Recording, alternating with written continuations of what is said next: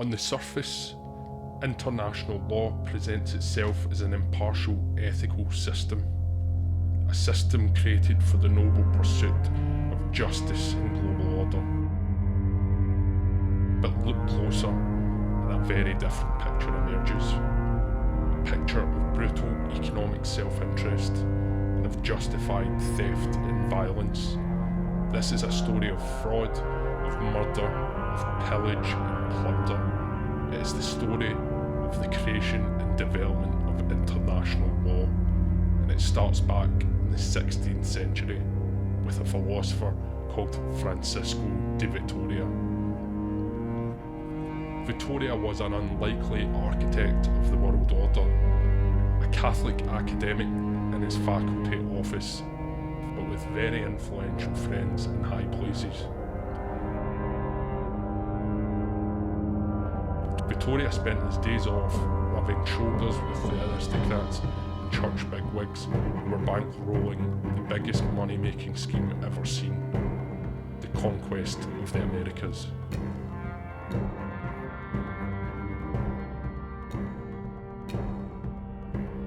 But all that brutal violence, all that murder, slavery, and theft of land and resources from the native populations was becoming a PR problem back home. The Spanish elites needed a rationale, a justification for their colonial mega project to seem legitimate. They needed a religious basis for all their killing and theft. And this is where the philosopher came in useful. Vitoria happily drew up some amendments to Catholic doctrines about the rights of all of God's children. He claimed that the indigenous peoples of the Americas had violated the greatest of God's rights, the right to trade. Any violence against those resisting European conquest was therefore fully justified. An act of self-defence, Vitoria claimed. I mean, stealing their lands and enslaving entire races no longer a crime. It was now actually an ethical course of action, just the sort of legal veneer his wealthy backers needed. Vitoria would become celebrated as the father of international law, and he had indeed laid its first ominous foundations. A rigid hierarchy of civilized and uncivilized peoples, cloaked in a rhetoric of universal justice and rights. It was a pattern that was to continue.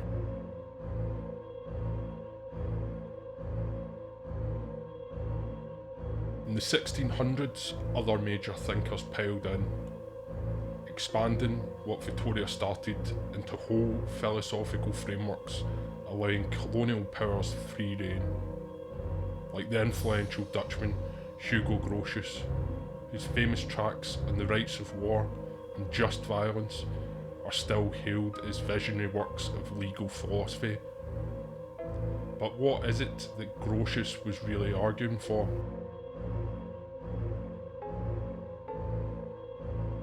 He gave Christian nations the right to punish and wage unlimited war, death and destruction on any peoples whose customs were judged violations of natural law.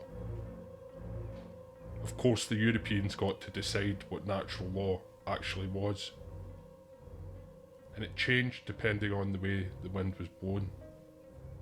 It was a legal carte blanche to destroy anything standing in the way of imperial economic expansion. Grotius argued that long-standing civilizations like China had no real property rights, that indigenous societies were like wandering savages. They couldn't be trusted with their own land and resources. But Grotius wasn't just some academic crank. He was well connected, an advisor to governments and corporations whilst they carved up the world. But not dining with Dutch power brokers, he was creating the legalese to let them get away with murder. Grotius is still known today as the father of international law. It was the start of a long disturbing pattern. European power fueled by philosophical arguments, invoking reason, enlightenment values, and of course international laws and norms supposedly applying to all. But in reality, they created one set of rules for the Christian world, and another very different framework for those deemed uncivilized, inferior, expendable. Over and over, the real interests of economic elites and their government lackeys were dressed up in claims about justice, order, and human rights. Violence, murder, and theft was anything but a crime. It was a virtue, a civilizing mission.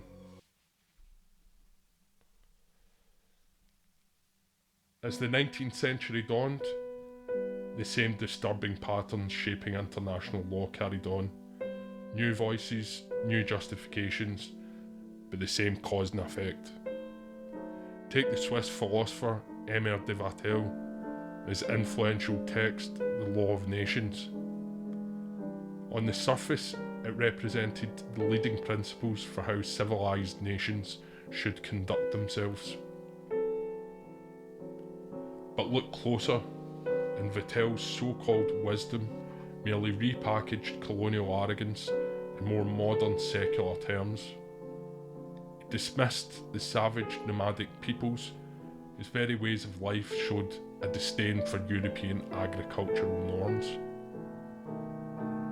Vattel offered a more modern, more capitalist rationale. If you weren't cultivating the land in the proper Western European way, well then, your territories were simply vacant, ripe for plunder by those who could put them to better use. It's an argument that's used over and over.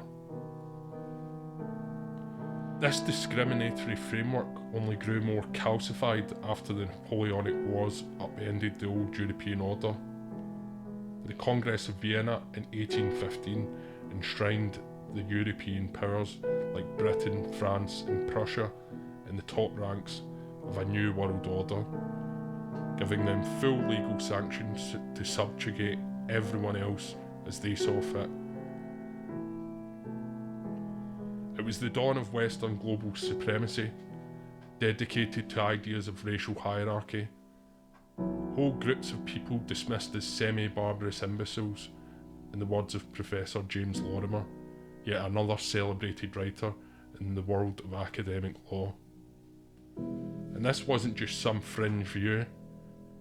These were the dominant legal doctrines of the day, and from people that are still well respected in those circles. The same Professor Lorimer was notorious for performing his lectures as he pontificated on non-whites existing in a perpetual non-adult state.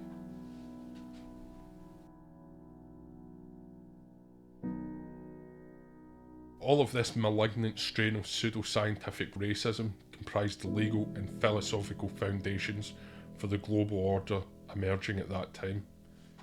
Far from ushering in a new era of enlightened values and universal justice, international laws were really just in existence to ensure the dominance of the powerful. But now, it could all be marketed under banners of progress, reason, the peaceful and judicious management of world affairs in accordance to modern notions of constitutionalism and state legitimacy. Just as legal systems today still do the same work of rationalising the same old impulses of greed, conquest and exploitation under the false idols of human rights and humanitarian intervention.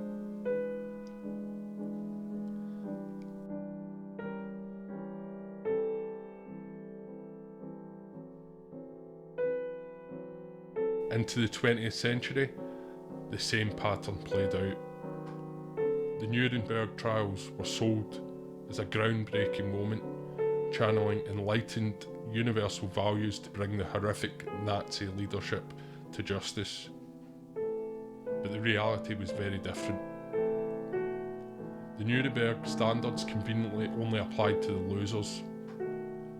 No one is suggesting the Nazis didn't deserve their punishment, but it gave the West, the Anglo-American victors, a complete pass for their own industrial scale bombing of civilians, like the firestorms inflicted in Dresden and the nuclear obliteration of Hiroshima and Nagasaki.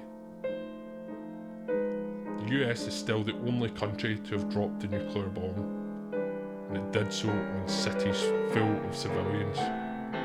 It specifically avoided military targets. Again, international law came to support, indeed glorify, death and destruction. As the Indian judge at the Tokyo military tribunals lamented, when it came to the misconduct of the powerful Western Alliance, all those vaunted international rules no longer seem to apply. Only crimes by the losers, the defeated, were punishable. In the post-war period, this hierarchy stayed in place, now calcified into the new global institutional architecture like the United Nations and its Security Council. The rhetoric was still about universal rights and values, but really this new legal world order was divided into tiers, some at the apex, allowed to wield maximum power and violence, many others firmly subjugated under the threat of being labelled rogue states. And this is the framework that persists today. From the NATO bombing of Belgrade, to the invasion of Iraq, to humanitarian interventions in Libya and elsewhere, the pattern remains. Righteousness and legality are selectively invoked only when aligned with Western economic interests, ignored or twisted when they become inconvenient to the powerful. International law remains, from Vitoria to now, a mere public relations veil cloaking the patterns of domination and brutal self-interest. Behind the rotting facade, the structures, the tactics have barely evolved from centuries ago, just repurposed time and again under a new rhetoric matching the fashion of the day. Violence, murder, genocide and theft, all legal as long as you have the military power. International law and justice started as a myth, and it remains a myth.